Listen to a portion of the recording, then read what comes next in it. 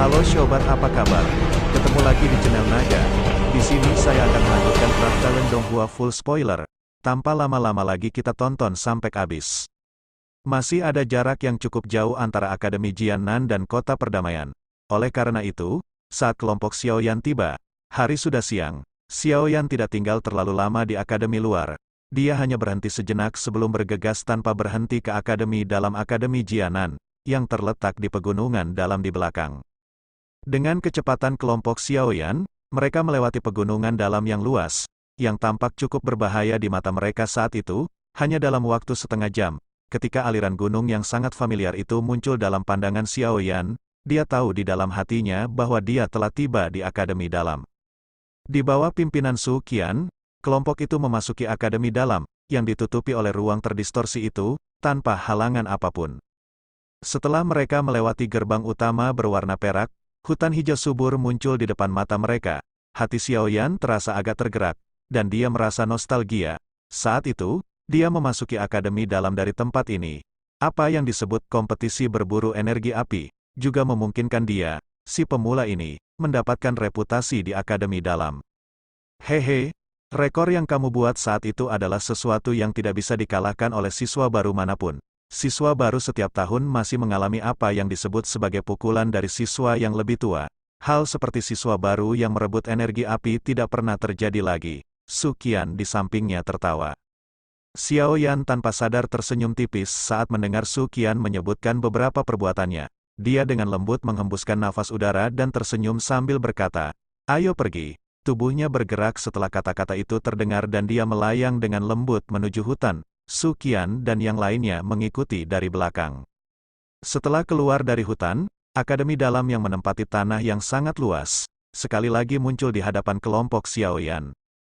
Xiaoyan berdiri di puncak lereng dan memandang ke bawah ke Akademi Dalam yang penuh dengan kehidupan dari sudut pandang yang tinggi. Saat ini, ukuran Akademi Dalam sedikit lebih besar dibandingkan 2 tahun lalu. Karena persyaratan masuk Akademi Dalam yang sedikit dilonggarkan selama beberapa tahun ini, Akademi Dalam saat ini dipenuhi dengan lebih banyak keaktifan. Tentu saja, persaingan yang ketat juga meningkat. Mereka yang bisa memasuki Akademi Dalam ini bukanlah orang-orang biasa, dan mereka yang memiliki kemampuan secara alami tidak mau mengambil langkah lebih tinggi dari mereka. Peringkat kuat, yang tidak dianggap istimewa, adalah target yang mereka upayakan dengan susah payah. Untuk memungkinkan dirinya naik peringkat, cukup banyak siswa yang berusaha sekuat tenaga untuk berlatih. Kelompok itu berhenti di luar Akademi Dalam.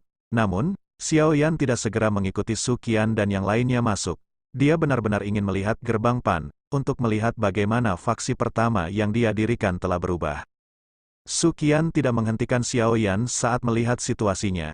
Dia tersenyum dan mengangguk sebelum berkata, "Kamu bisa menemukan orang secara acak dan menanyakan lokasi markas Pan's Gate. Setelah kamu bertemu dengan semua orang, kamu bisa datang ke kompleks tetua Akademi Dalam untuk mencariku." Su Qian tidak menunggu jawaban Xiaoyan setelah dia berbicara. Dia berbalik dan memimpin dokter peri kecil, Xiao Li dan yang lainnya ke bagian terdalam Akademi Dalam, meninggalkan Xiaoyan sendirian di tempatnya berdiri. Xiaoyan menyuruh punggung Su Qian dan yang lainnya pergi dengan matanya.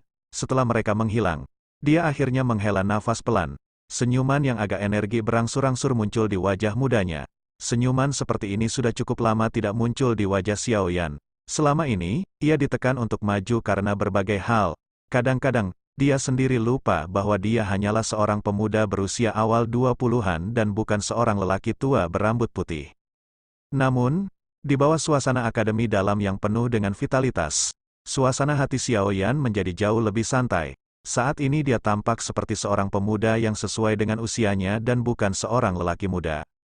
Tangan Xiaoyan mengusap tangannya yang lain sambil perlahan berjalan di dalam Akademi Dalam yang luas. Sepanjang jalan, dia secara acak menarik seorang siswa dan menanyakan lokasi gerbang Pan. Hanya setelah pihak lain memberitahunya dengan wajah terkejut barulah dia berterima kasih kepada pihak pertama sebelum berbalik dan pergi.